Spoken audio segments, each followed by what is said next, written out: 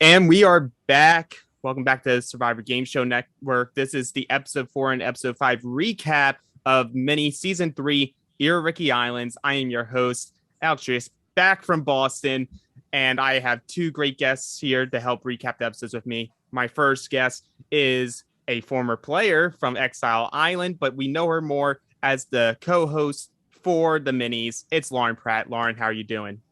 I'm doing great. Thanks for having me. And I can't wait to chat about episode 4 and episode 5. It's going to be interesting for sure. A couple of little shifty moves that I'm not so sure about, but we're going to get into it.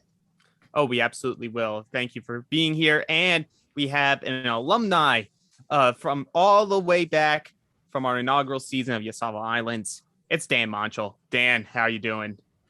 I'm doing pretty good. Not quite sure why you want a second boot to, break down these episodes, but I'll do my best.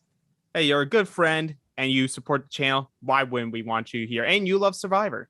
Absolutely. Great combination. But we are here to talk about episodes 4 and 5. We're going to start with episode 4. Welcome to a tribe that wins, baby. Quoted by Tom. So we are just after the third episode. We have Woda still losing. Not a great scene, but we see Dak. The main talk there is like they're getting a little bit tired of being all in one room, doing the generalities. They want to start forming more serious bonds for the threat of a potential swap or a merge. We haven't had a swap in a mini before, so they're more thinking for a merge. We need to have our numbers. So, Lauren, what do you think about that? Like their mindsets there? Here's my issue, and it's always been one of the issues that I have. I don't know why people like to stay in one room, because it just, as a viewer, I get nothing from it. Mix it up, mix and mingle. Even if you just say, hey, why don't like 3 of us go over here, 2 of us go over here, and then just like swap it up some. But I do understand why they do it, because no one wants to be the first person to say, let's mix it up, because then you instantly could potentially put a target on your back. So it's just a balancing act. But as a viewer, I hate the one room. Hate it. Dan, do you have any experience with this? Yeah, part of my undoing was we didn't scramble when we actually won a challenge. And so I know that's something that I would never make that mistake again. And unfortunately, I think that's something that could come back and bite someone, where they weren't forging those one-on-one relationships, which could, be no good down the line. Right. So the one from Dak that I took the most from was James, because he helped them win the challenge in episode 3, showing some of his better like mental skills for challenges. So he fears that he's now, because he's being put in a role where he had to help win. Like, yes, I'm getting points because I helped us win, but I'm showing that I'm a threat challenge wise. But he thinks his better game is his social game. So he's like, I'm trying to sow my seeds, but also like stand back a little bit so that people don't see me as both a challenge threat and a social threat. That's very hard to navigate. But so far, it seems like he's doing pretty well. Yeah, I think my biggest thing with James is this. I know he doesn't want to come across as a challenge threat or anything, but in that particular situation, Jaden was never going to finish that type of puzzle, and it took so long as it was. So James finishing it, I don't think puts a target on his back. He just completed it for his tribe, and I don't think it necessarily shows, oh my God, he's amazing at puzzles or anything. He just was able to get it done. Right. I think at this point, going into the beginning of episode 4, my thought was I could actually see James as being a potential winner, just because I feel like he was in a good spot where when you heard confessionals in past episodes, everyone kind of wanted to work with him. No one was saying, had bad feelings about him or anything like that. So I think with that, he might just be a little bit too much in his own head about that, but we'll see that, I guess there could be a little bit more there in these upcoming episodes. Oh, yeah, absolutely. And I think that's great insight. Obviously, another thing he has going against him, and we hear about it later in episode 5, is the time zone difference. He's in the Philippines while the rest of everyone's in the US. So he's been doing an all-nighter essentially for this game. He's at his like wit's end, just sleep deprived, trying to play this game. We haven't even hit the merge yet. So we'll have to see what happens with James' story there. But we're now coming back for the next immunity challenger. So they think it's time for captains to be picked. No wheels this time. Co-host ain't gonna help you. Production's not gonna help you. We're putting the teams on the spot. You have to pick your captains. And Woda sort of lucks out, and with Steven just going like, "Oh, fuck it, I'll be the captain, whatever." And then Vinny and Brett sort of highlight Celestina to be the captain for Dak, citing, "Oh, well, you helped lead us in our last one. She didn't do a great job at it, but she led them." So they're like, "Just do it again," and she sort of like begrudgingly takes it. So from both of your perspectives, and I'll start with Dan, like, is there really, I for me personally, I don't think it's as big of a deal as in a mini as people want to make it to be, of being in a captain spot. Even if you don't know what's going to happen, I'm like, it is what it is. It's a sort of someone has to do it. And I feel like if you're a good enough player, you can get out of being the scapegoat if you're a captain and you like fail. I think it's something that, could be a downfall if you were picking the captain at the very beginning of the season, because then, maybe that would imply that it's something that's going on throughout the season. But if you're doing it, in episode 4, I think it shows pretty clearly, like, the captain chief isn't going to have a huge role as, that being their title moving forward. So I really don't think it's that big of a deal. And if there's a chance where you're probably going to have some power out of it, maybe it's not something that you volunteer for, but if someone else nominates you, I don't think it's that big of a deal. Yeah, and Lauren, so would you rather be in the position of like a Vinny or a Brand, like, hey, you should be the captain? Or are you someone, because you're competitive, you're a competitor, you don't know what's going to happen with this captain thing, but I feel like you're not someone who likes to sit back. Would you have taken being the captain? Well, there's a lot of different dynamics you have to look at. You have to look at, hey, where you think you stand on your tribe. If you're someone that is, potentially at the bottom or potentially at the top, you have to balance all of that out. And people also have to remember, this was the first tribe swap that we've done in any of our games. So people don't necessarily know what's going to happen if they are elected the leader of the group, because it could be something completely different. You don't know what's going to necessarily happen.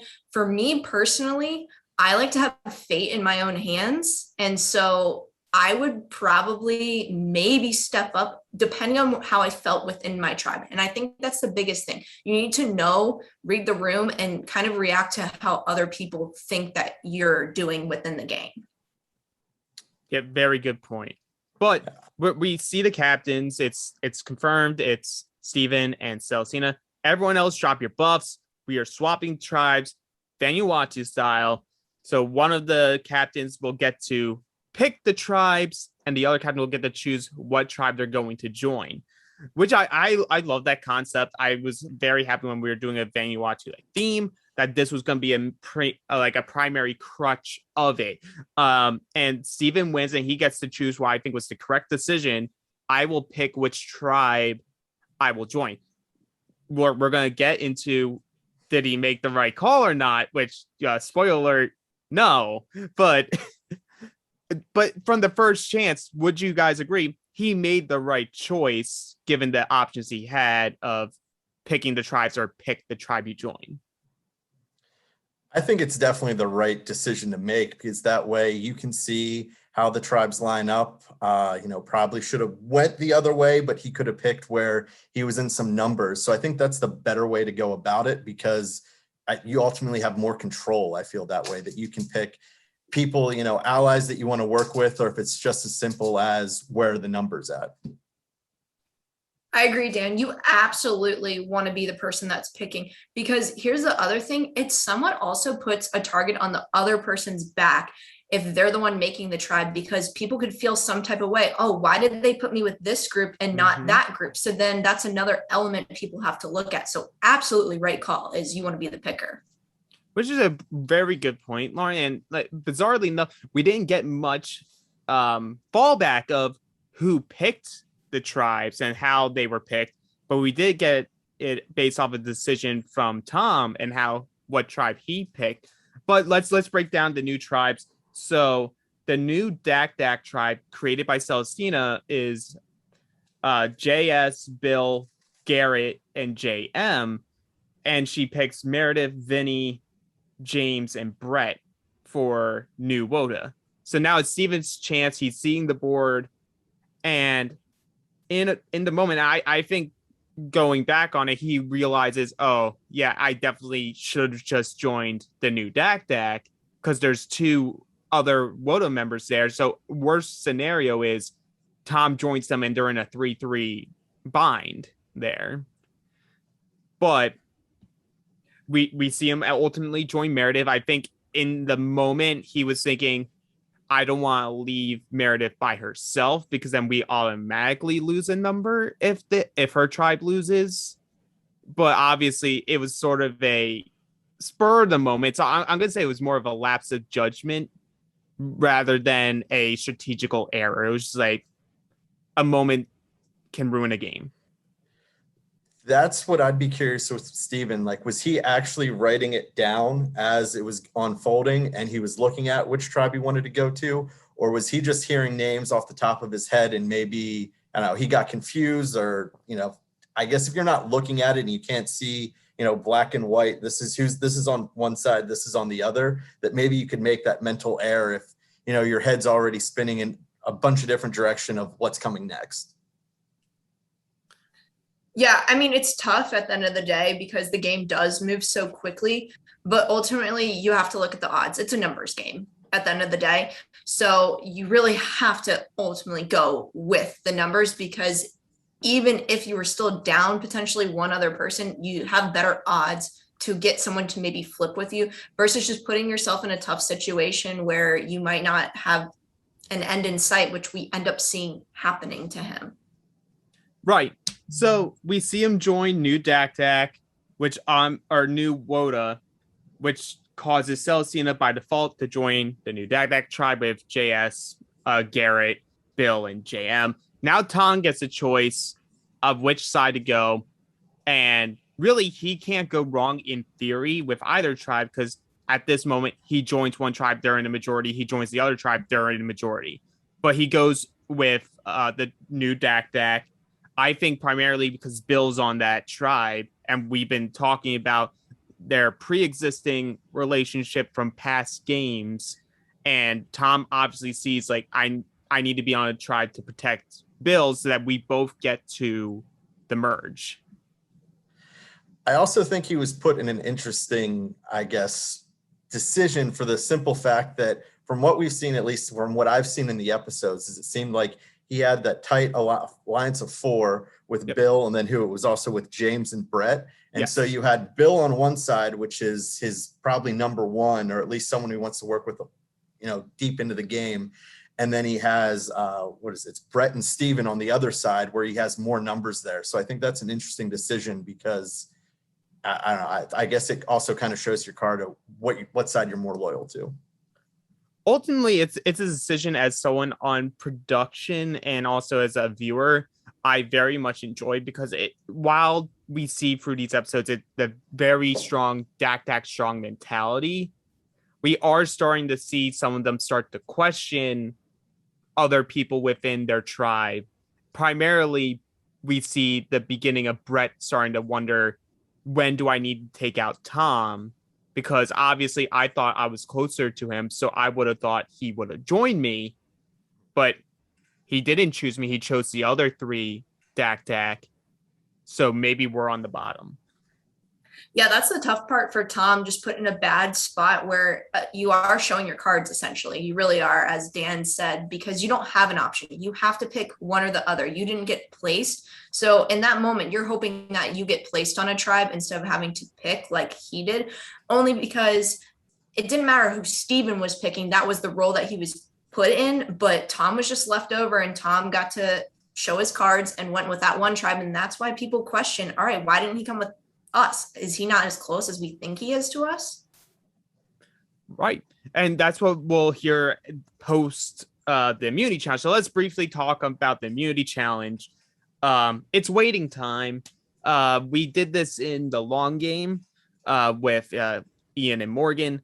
So they had to, as a tribe, all stand with their eyes closed, hands on their head. And you had to have a combined standing time of 16 minutes and 47 seconds as a tribe within a 7-minute window.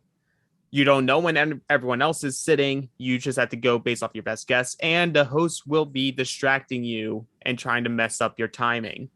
So we had some fun stuff there in the terms of what some people would think would be a dull challenge because, oh, you're just watching people stand and then suddenly sit down at a point.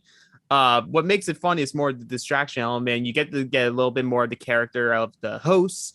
And we see McKenna reading Blue's Clues or attempting to read Blue's Clues to Lauren, where in actuality, I think most toddlers would have had a better time following McKenna than Lauren was.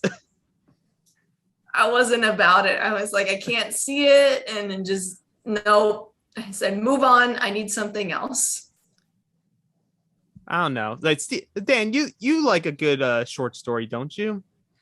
I mean, I get why you're doing it. Honestly, I was paying way more attention to Laura's awful trivia knowledge than I was to who was sitting and who was standing.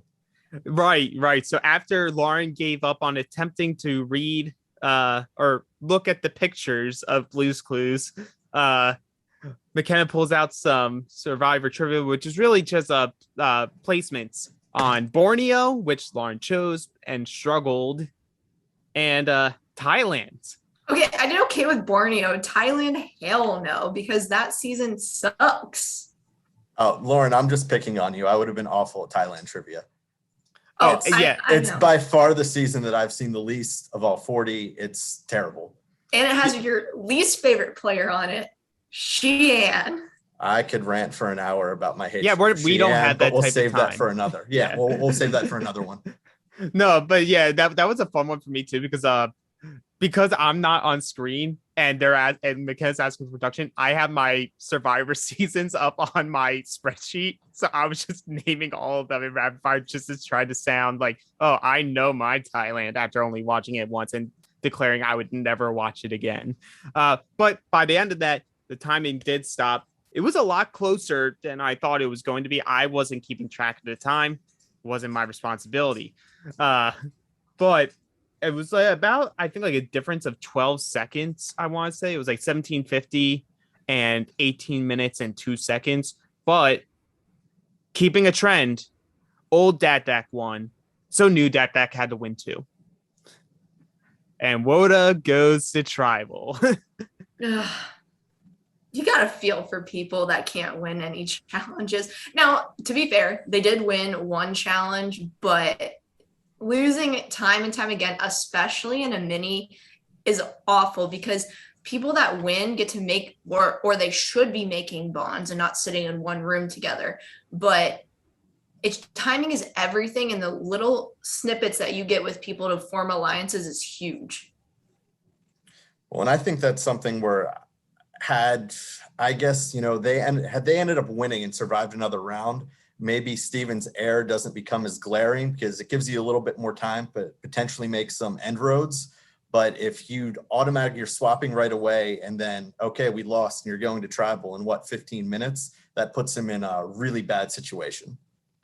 Right. If they won this round, I think ultimately the issue was just, you have this issue that you see in modern or just Survivor in general, is people have this strange loyalty to the original tribe that you started on, which was just made through random selection by production to create a tribe. There's no other reasons. Maybe we're trying to separate people who know each other to an extent, but you're on separate tribes. Like, we make it up. There's no rhyme or reason, but people have this undying loyalty because this is who I started with. And with this particular group of Dak, they just seemed like it didn't matter how much time you spent with them. Like, you may have had this cells. Like, if you had a different combination, maybe, but that combination of Vinny, James, and Brett, at least for a pre-merge setting, I don't think you were ever going to talk them out of, we're going to take out Steven and Meredith.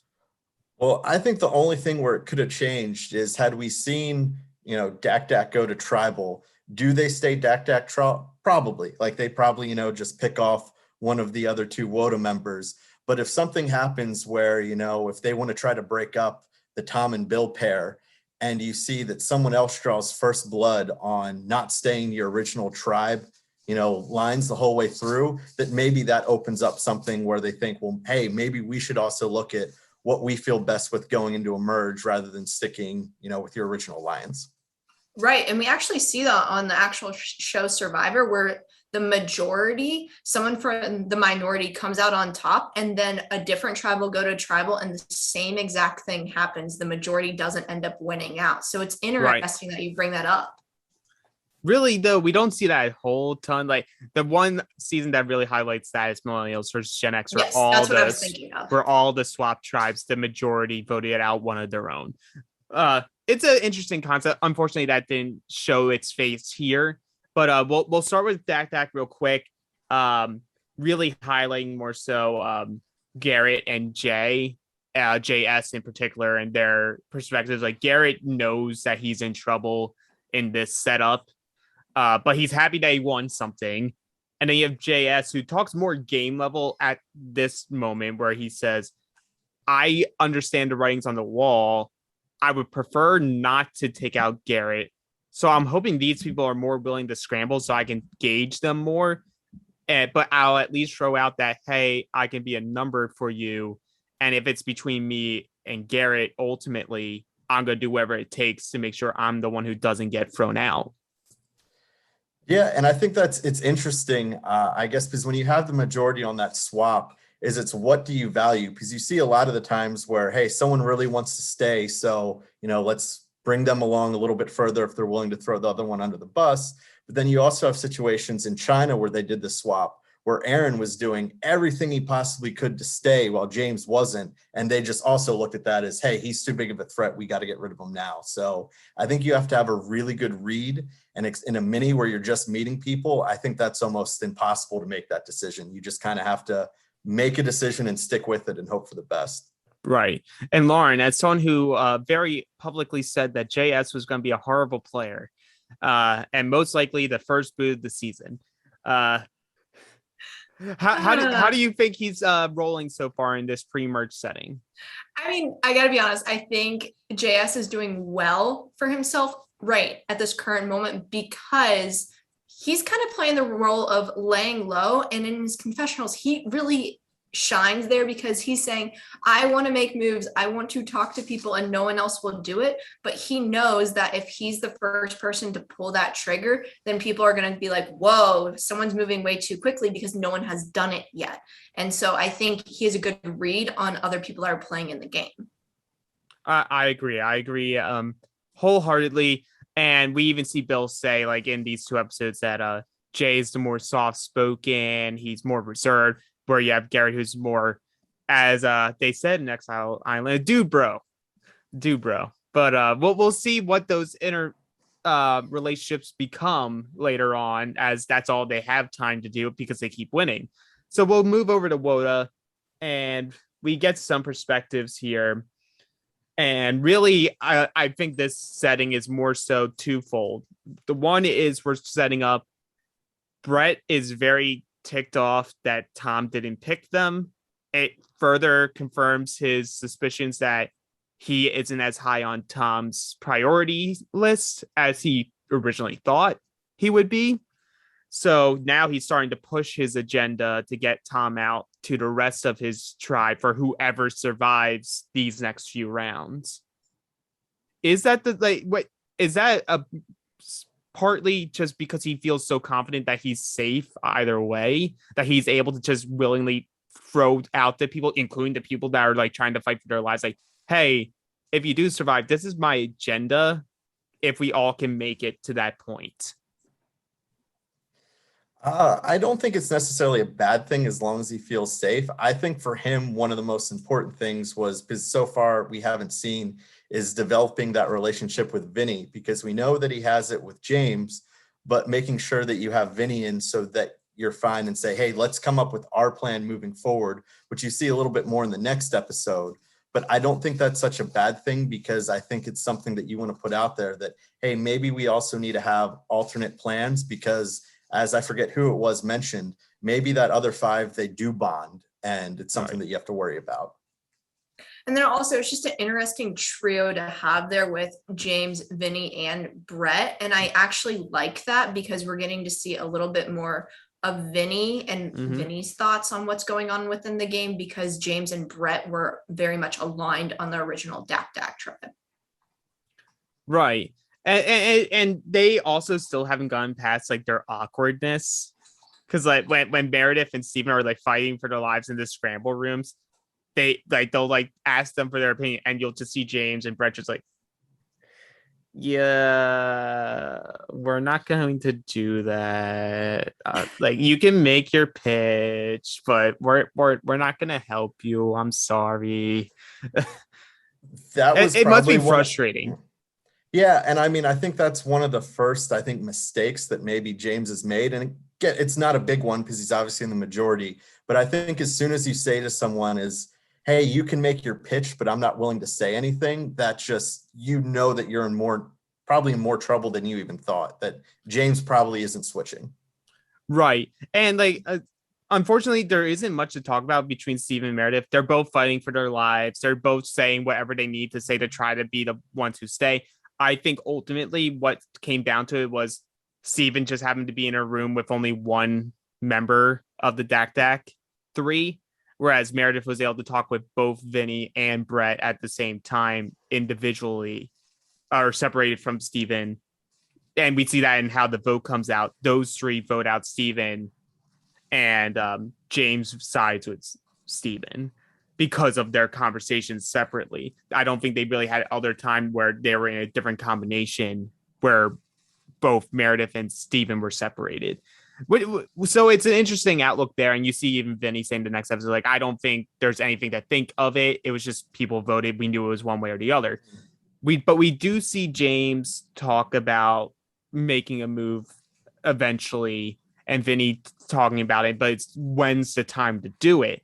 And really those confessionals are coming from, I'm the one who's running those confessionals. And during those parts in Survivor, production is asking, and so I asked them too. It's like, so what do you see your dynamic within your old Dak? And like, do you think you're high or do you think you're low? And if you're low, is this an opportunity where you could try to recreate the game?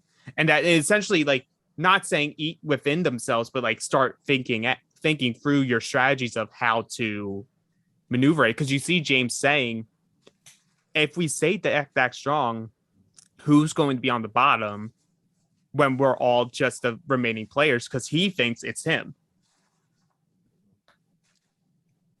Yeah. So when do you make the move?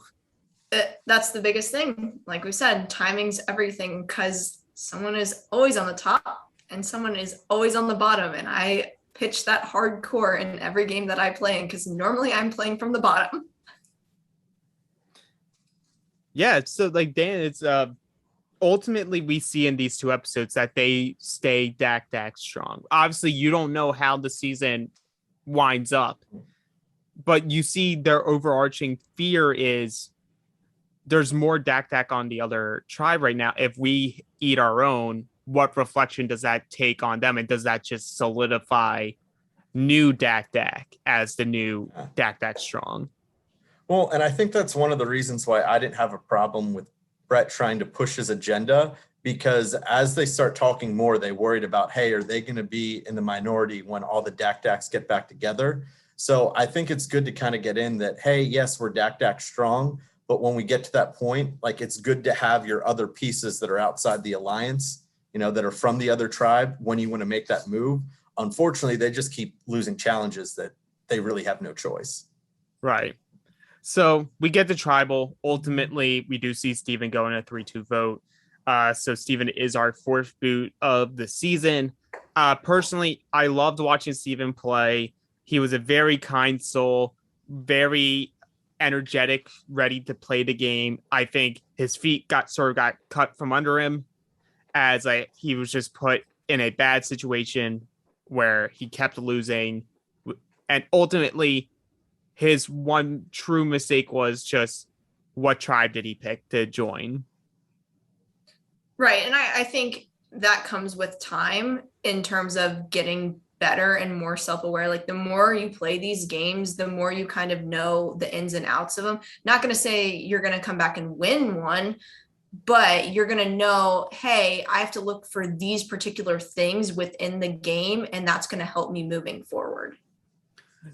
Yeah, definitely. And for me, there's a lot of people on this cast, and a lot of our cast in general, because we work very hard in getting good cast members for these games. Steven's definitely someone who I would love to see if we ever do like a second chances style season, just to see what he can do learning from his first experience playing a game.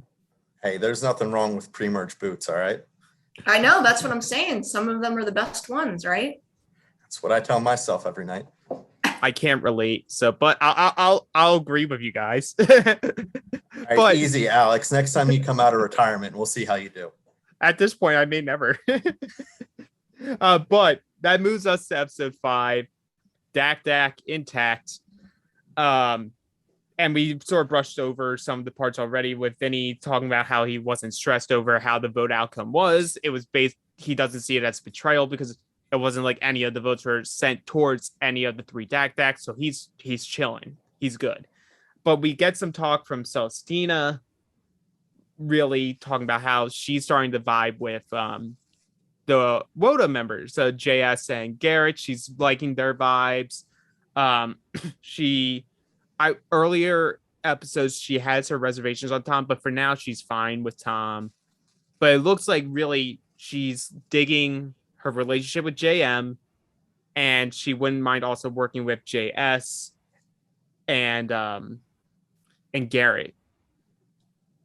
So here's my opinion on it. At this point, I think Celestina just wants to work with everyone because she likes everyone. So yes. That's kind of my opinion on all of this. That's sort of where I was getting at, because I posted the challenge after they won. She was like, yeah, so I wouldn't mind working with Garrett and the 2 J's, but I also like Bill and Tom. So I like everyone. Right. Yeah, I think she's fine right now. I think she's someone that I'd be interested to see what happens when she actually does have to vote someone out. Because obviously then you have to make a decision, and then you kind of can't just toe that middle of, I like everybody, I wish we could all go far into this game. Well, yeah, and you hear her talk about it briefly with Jay, where she's not at, like, when she watches Survivor, she's more there for like the experiences of people, like the character development. She's not as into the strategy part and actual voting people out, because she's a very empathetic person. So I feel like whenever she does ultimately have to vote someone out, she's not going to be thrilled with the idea of voting someone out. Even if it's like her against someone, she'll still feel bad that she's voting someone else out of the game. Well, and you can tell that from her confessional, because it's when she was talking to Jay about how she doesn't want to keep going, the same route. She likes to change it up. Yeah. And it's just like, like you're in a good spot. Maybe, we just ride that out for a little bit. I would say, and I think Lauren can attest to this from her game experience, sometimes when you're constantly on a winning tribe, even if you're not a strategic person, you're just like, I'm getting bored. I'm not playing the game. I like, yes, I'm winning the challenges, but then I'm not going the tribal. Like we just saw that on season 41 with Erica. She comes out in this finally after not having professionals being like, I'm getting bored with us not going to tribal. I feel like I'm not playing Survivor. So I feel like Celestina's sort of in a similar setting where she's not getting her full experience. So she's sort of like, I'm willing to change things up because I know as a viewer, I wouldn't like if only one group was controlling the game from start to finish. Yeah, well, I mean, I can't talk about that type of experience. I'm never on a winning tribe. All my tribes, we lose. We win rarely. So I've never been in Celestina's position. I would love to. But yeah, it's hard. If you keep winning, you get a little antsy and you kind of maybe want to go towards a vote just to see how everyone else is thinking. Because at the end of the day, you don't know where other people's heads are at until you go and actually vote with them. Right. So, Lauren, are you telling me you're Stephanie LaGrossa? No, at least we win something. Hey, Right, she wants some stuff in Guatemala. But speaking of Stephanie LaGrossa, Tom's trying to order his pizza because it's the merge feast. He's ready for that merge feast. It's not this episode, but he knows it's coming. Maybe he's getting some Stephanie LaGrossa pizza. See, that's why, I was kind of convinced that Tom made the wrong decision when choosing tribes, because he said pineapple on pizza is good. And I was like, well, that's awful take. Probably should have went the other way. So I can't trust his choice in, which tribe he took anymore. I don't mind. I like pineapple. I like pizza. I don't like them together. I was gonna say, I thought you were about to go the route that you liked them together. I was gonna be like, well, I don't really know you then. No. Lauren, I'm a man who has taste, and that's not taste. That's I don't like it on the pizza either. So you don't want that Fijian pineapple pizza that's been laying out in the sun for about like 6 hours before you even get there. But we're gonna move forward, and it's immunity time. And it's a memory duel. And I like this challenge. And despite him doing it incorrectly, Brett, I was doing the strategy that I would have done. Because I know I would not remember all 5 cards. So essentially, for the viewers who, for whatever reason, you didn't watch the episode before you came watching this, which if you did, pause, go and watch episode 5, and then come back. We'll still be here. But it's a head-to-head. I think like a max of 5 rounds could happen because it was first to 3 points would win. You and an opponent from the other tribe would go into a breakout room where our production member John had 5 playing cards lined out. You would both have a chance to look at it until one person said, I'm good, and bouncing out. You would then block the cards from being shown. You would then both have to come back, try to match those 5 cards, get a check. Both people have to have a check before you go back. If you get a check and it's correct, you win that round. If not, you go back and try again, and you keep going until someone gets all 5 cards correct. I love this challenge. I definitely think the strategy would be, if you're not good with memory, only remember partial, but be quick about it, and then like immediately say good, and just keep doing that until you get to 5 and try to hope that the other person's not better at remembering the cards. I really enjoyed the challenge because we haven't done one like this before. So we were trying to bring in a different element where you're involving your brain a little bit more. And I think it just changes the dynamic too, because you're both going in there at once. And as soon as someone thinks they have it, it shuts off, and that's it. Like, you can't just sit there any longer. You have to go back as well. So if you didn't see it, well, that sucks for you. Yeah. Yeah, for me, it's a little bit reminiscent of, the challenge where they have all the vases and bags and stuff, and you can, pull the lever and obviously have to set it. And Alex, to your point, I do think that Brett, he did have the right strategy, but if you're going to do something like that, you have to make sure that you execute it. You can't be sloppy with it. You can't just suddenly have 7 cards in front of you. But yeah, so we'll breeze through the other round. So like Tom destroys Vinny, just utter destruction. Tom wins the first round for new Dak. James, once again, despite being half asleep, beats JM in their round. Garrett beats Meredith after they both get a couple attempts. And then it's Bill versus Brett. And I'm not sure because I didn't look closely enough, but if Brett didn't have those 2 cards randomly in there, would he have had the correct 5? Yep. I would have called it. He would have had it correct. And see, and that's the thing though. I can't call it correct because they literally were right with it. And I think something where the cards maybe slid down or something, but just the slight little seconds. I mean, it makes everything happen because they could have won that. Yeah, and I think it was kind of one of the situations where he had it, and he said in confessional that he had it in his hand, I believe, or something like that. And I think it's just, had he just taken another second just to set him to the side or secured it, he got too much in his own head of go that it gave him. And I mean, if you saw Bill, like, he ended up getting it right, but he wasn't flying through it. I think he just needed that, take that extra second, make sure you have it outright, and then call it. Yeah, absolutely.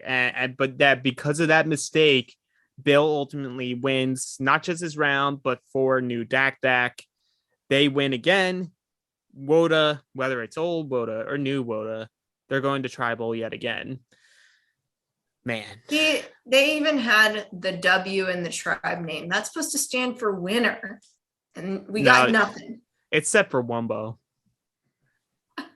It's not set for winner right now. But so we get through the immunity challenge.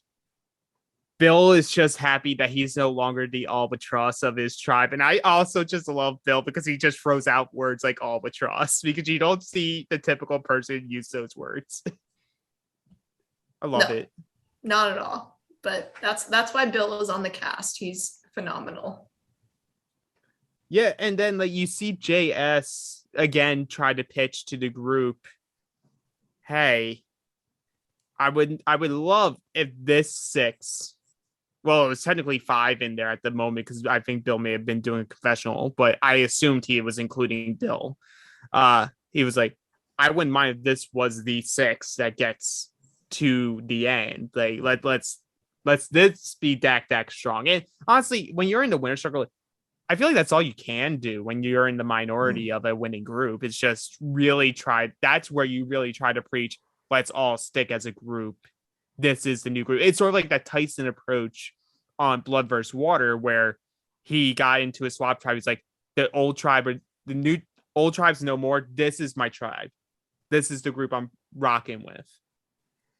Yeah, and it's easy for the original members of the Dak to agree with it because they know that, well, probably their other 3 on the other tribe are going to stay intact. So let's just say yes, let's get to a potential merge, and then you can make whatever decision you want to make.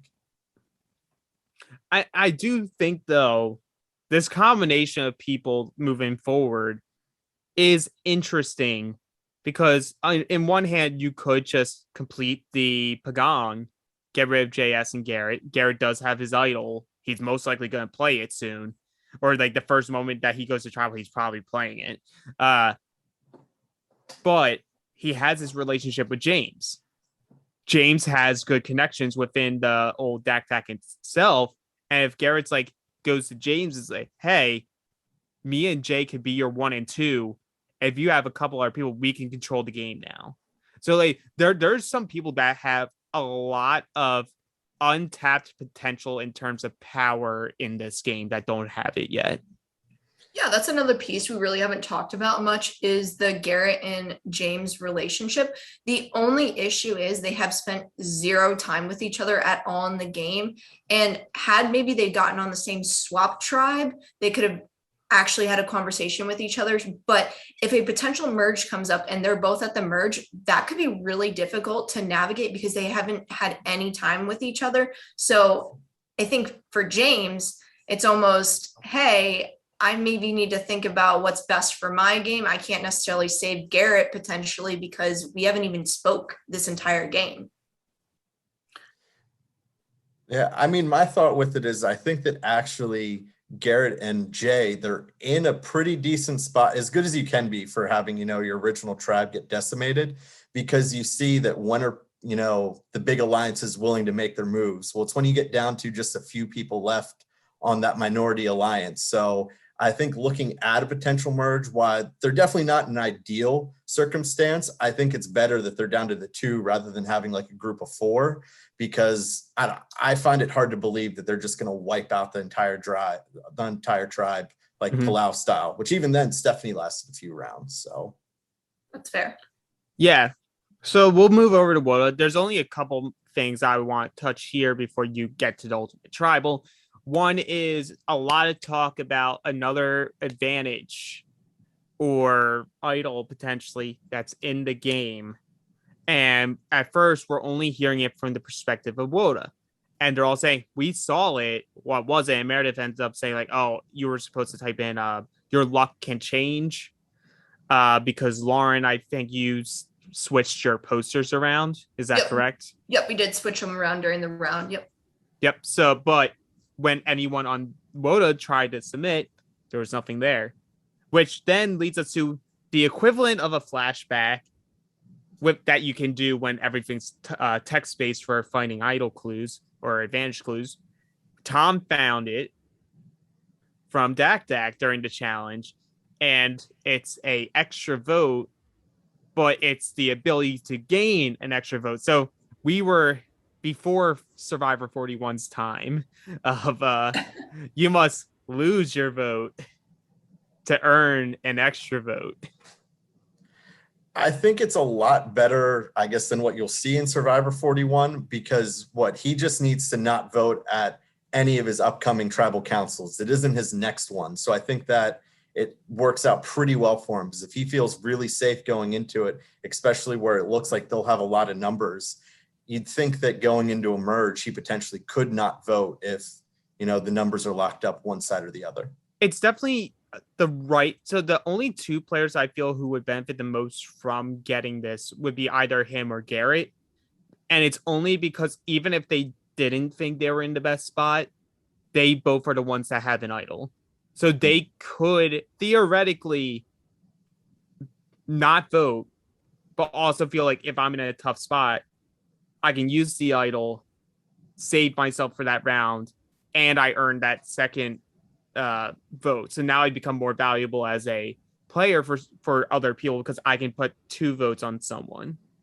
Or if you do make the merge as well and say you do win an individual immunity challenge, perfect time to use it because, hey, you're safe. So I don't need to vote. I'm already safe. Yeah. There's a lot of scenarios here for Tom. And it'll be very interesting how he goes about it and what he ultimately decides. Because he may think, you know what? I don't need to have the extra vote. I have my numbers. That's going to support me. And just vote and just let it go to waste. But then he also knows no one else has it. Yeah, I think the only, issue that he could come up with would be in, one of his first tribal councils where all of Dak hasn't had to, test their loyalties and show where they lie. If he could maybe get blindsided, I personally don't see it. I think he's in a pretty good spot with it, but that's the only, pitfall that I could see him coming into. Right. And then the only other real situation we have here is Meredith ultimately trying to find a crack, try to get any 2 of them to agree to vote out the other. She tries with Brett, or to vote out Brett. She tries to pitch Vinny's name. Ultimately, she gets on James because she saw James' eyes, being shifty during their conversation. So she thinks that James has an idol. So that's what she tries to pitch. Be like, just remove him from the table. I'll be loyal to you two. They're the 2 people who voted with her before. So she thinks maybe I can get them to vote with me again and this protects me. But ultimately, Vinny and Brett have their side conversations like, well, even I don't think he has one, but if he does, that benefits us that he has it. So Meredith sort of like through all that work, there was nothing. She was in a spot where she couldn't really make a move. Oh, I 100% commend Meredith for trying. She just had no chance there. I mean, you can pitch it so many different types of ways, but they're kind of right. If James were to have an idol, that still could benefit them because at that point in time, James isn't really harming them with anything. And they have no knowledge to go off of whether he has it or not. You're going off of what Meredith says. And you have to think in the back of your mind, Meredith could just be lying to me anyway, just to stay in the game. So you have to factor in all of that as well. Yeah, absolutely. And at this point in time, you would have to think with all of them voting together this round, at least, they don't know what's going to happen next, but at least at this point in time, they're tight. Like you have to think we trusted each other. We all voted together. We showed it in the vote. We confirmed that we all voted together to take out Meredith. Now there's no other voted there. We did our job. As long as we can have at least one other person from Dak or 2 of them come back to us at merge, we should be good. But us 3, we will be tight. Yeah, and that's why I think it was good, especially for, Brett and James, because you saw Vinny saying in one of the confessionals that, well, maybe they are playing me. Maybe, they're going to vote me out. But I think when you just see back-to-back times, they voted out who they said they were going, well, for the most part, but they didn't turn on anyone. And so I think that solidifies that they have those 3. And it's like, hey, let's just go pick up 1 or 2 more people which you'd think that both of them have, or all three of them have some relationships from that other Dak side, that I think it could potentially put them in a good spot. Right. So that gets us to tribal. James is talking about how he's trying to stay awake just to play, and Meredith's like trying to do anything she can. She tries to frustrate, like, well, you seem pretty awake when you beasted through that memory challenge, so you can't be that tired. I just love James' wit. He's just like, I just opened up the brain cells for the challenge, then I turned them off. I love James. He's great. Well, didn't he get it wrong his first attempt too? Yeah, So, I believe everyone got it wrong on their first attempt. Yeah. So it wasn't like he got it on his first time, just like that. So yeah. But I love it's time to vote, and he just goes into the voting booth, which is like, I hate you, Meredith. What did I do to you? She keeps saying my name. I want you gone, peace girl. Oh, it's just the sleepiness talking. I loved it. It's perfect. Yeah. But we see vote 3-1, 1 vote James, 3 votes Meredith. Meredith is the 5th boot, and she was questioning beforehand who will marry someone who doesn't make the jury or make the merge. I would like to everyone know she did get married despite not being marryable, I guess. But final thoughts on Meredith and her game and her as a player this season. I think Meredith did the best that she possibly could with the hand that she was dealt. She was fighting until the bitter end, where sometimes you do see people, they just accept their fate and they're kind of like, all right, like I get it, I'm going. At least she stayed fighting and was still even fighting at tribal council, trying to go at James and everything. So I commend her for what she did in the game. I think she would be a person that could come back and surprise a couple people, because I think she has learned from this game. Well, she was your winner pick. She was. I saw and your a lot first in her. draft pick. I think a lot of people did. Unfortunately, challenges got in her way, and challenge losses definitely got in her way. It is what it is. Dan, do you have any final thoughts? No, I thought, like, you guys both said that she was just she wasn't in a good spot. There was really nothing she could do. And as someone who knew that they were on their way out and tried to throw everything at the wall at tribal council, I respect her, not quitting and still going for it. Right. So that concludes talking about the episodes. But before we go, we still have a couple points of order. And first is our weekly MVPs. We do this for each recap to go over the week of episodes. Last week, we had McKenna, Alex Cousins, and Greg all do great picks. They did a great job with the recap while I was away. Two of them picked James, one of them picked Steven. But we're not talking about the past. We're talking about now. So for episodes 4 and 5, I'm going to need from both of you who your MVPs are. I'm going to start with you, Lauren. Oh, you got to come to me first. Yep. Okay. Honestly, I'm going to have to go with Brett on this one. And the reason why I'm going with Brett is because, yes, his name might have gotten, brought up a little bit where they might be a little concerned about him down the line. But ultimately, I think he was running the show on that Wota tribe. And especially Meredith wasn't gunning for him. And Steven wasn't gunning for him. So I think he did a good job with making them somewhat feel comfortable as best they could. And I'm just gonna say Brett is someone that people maybe need to look out for, because you can see in Brett's confessionals that Brett is sharp and Brett came to play. Oh, good pick. Dan, what do you think? Brett was going to be my answer, but I don't want to give out the same pick, try to spice it up, do something a little bit differently. So I'm actually going to go with Vinny. I think that he put himself in a really good spot where now he knows that there's a type 3 there.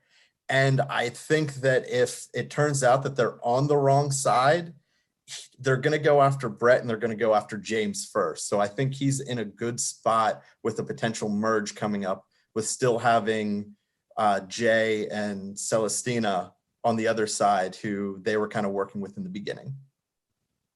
That was an interesting pick. I wasn't expecting it, but that was a great analysis behind your reasoning.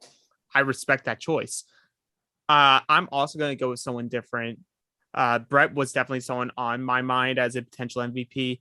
Ultimately, I wanted to go with someone from Dak because normally we do pick someone from the loser tribe because they get more screen time. But luckily with SGSN, we do get screen time for the winners too. And I'm going to give it to JS. I think we saw in these 2 episodes, he was doing work to try to ingratiate himself among the Dak members, and it seems to be paying off pretty well.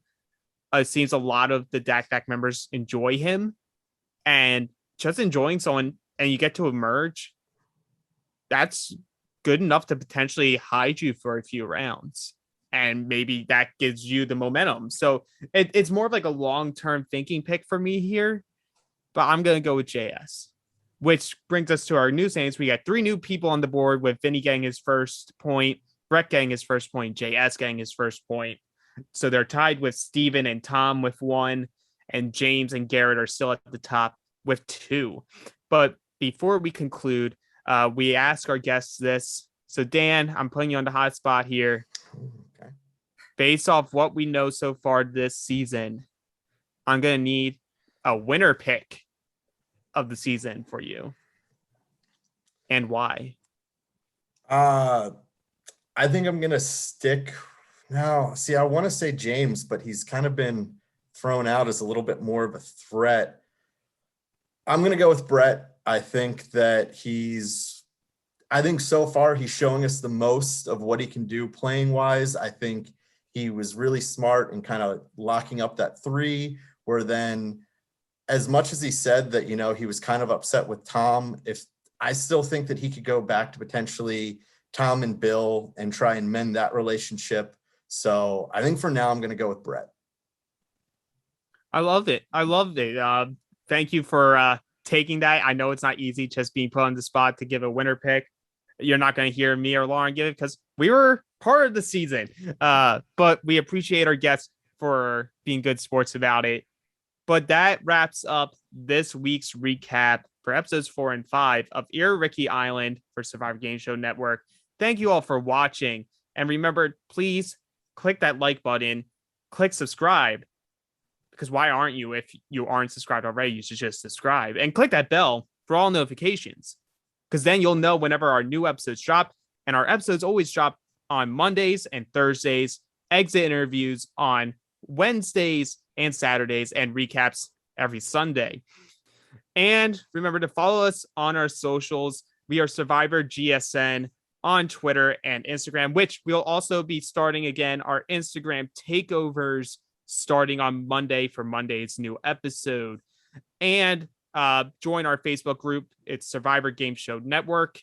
That's where you can put in your questions for the exit interviews and also get the latest information regarding new seasons and new content. I'm Alex Trias. These are my guests, Lauren Pratt and Dan Montchal, and we will see you next time.